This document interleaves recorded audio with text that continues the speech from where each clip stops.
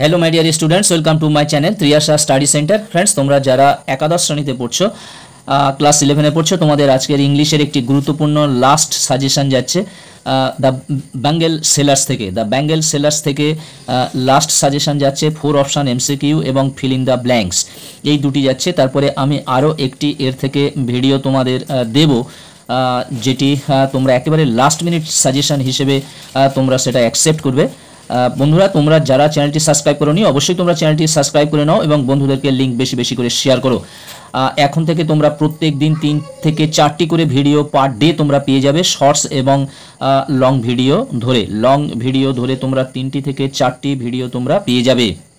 Bengal sellers অর্থাৎ চুড়ি বিক্রেতা, এর থেকে তোমাদের আজকের ইম্পর্টেন্ট এমসিকিউ, কয়েকটি মাত্র এমসিকিউ একবার করে দেখে নিলে তোমাদের এটি হয়ে যাবে।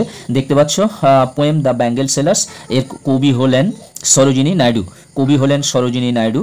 যাই হোক, এই দুটো তোমরা জেনে নিলে। একের দাগের দেখতে পাচ্ছ the poem Bengal sellers has a rhyme of A B A B A B A A B B C C A B B C C D A B B A A B, তাহলে অ্যান্সারটা হবে double A double B double C অর্থাৎ A A B B C C অর্থাৎ option B. দুয়ের দাগের প্রশ্ন Bengal sellers play an important role in preserving cultural tradition, writing poems, spreading happiness and growth of economy. Answer হবে preserving cultural tradition অর্থাৎ option A. তিনের দাগের প্রশ্ন দেখতে পাচ্ছ rainbow tinted a circle of light are made for a middle aged woman, a maiden, happy daughters and wives and the bride. Answer হবে happy daughters and wife অর্থাৎ option C. 4 দাগের প্রশ্ন silver and blue coloured bangles represents a bright desire, a mother's maturity, a child innocence. মানে একটা শিশুর সরলতা। এর মধ্যে অ্যান্সারটা হবে এ মেডেন্স পিউরিটি, মানে একটা কুমারী মেয়ের তার পবিত্রতা বা শুদ্ধতা। এটা আছে তোমাদের হচ্ছে মেডেন্স ম্যাচুরিটি, অপশান ডি আছে, ডিটা লেখা হয়নি, অপশান ডি।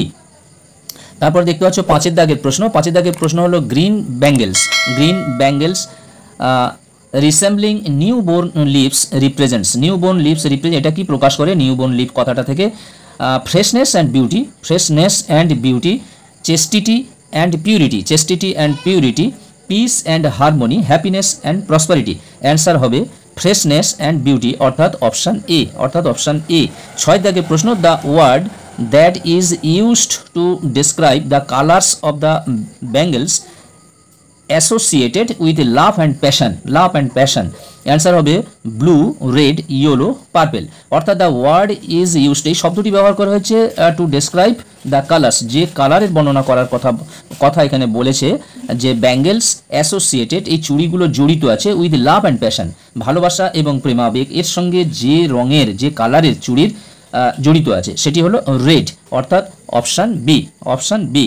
7 দাগের প্রশ্ন হলো the bangles are fit for a bride are compare to the colour of moon, earth, water, fire. Answer হবে ফায়ার।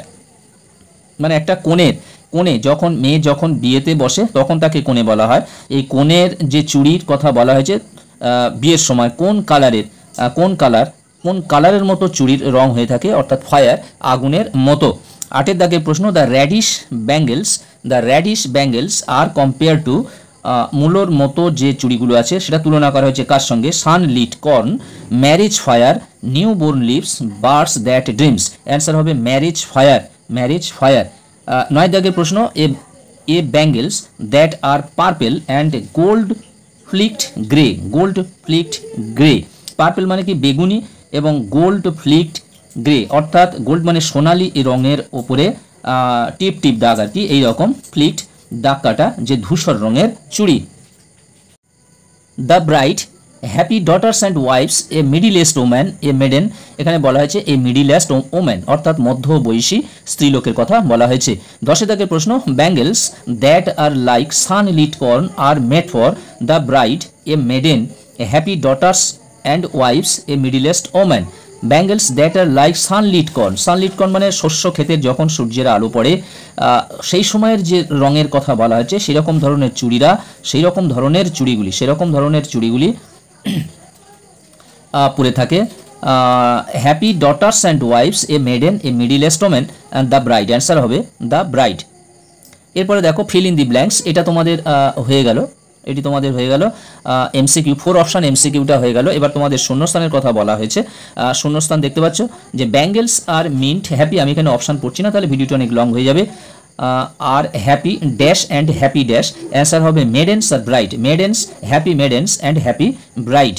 তারপরে দেখো some are dash and gold dash grey, এখানে বলেছে সাম আর পার্পেল হবে, purple and gold flecked grey.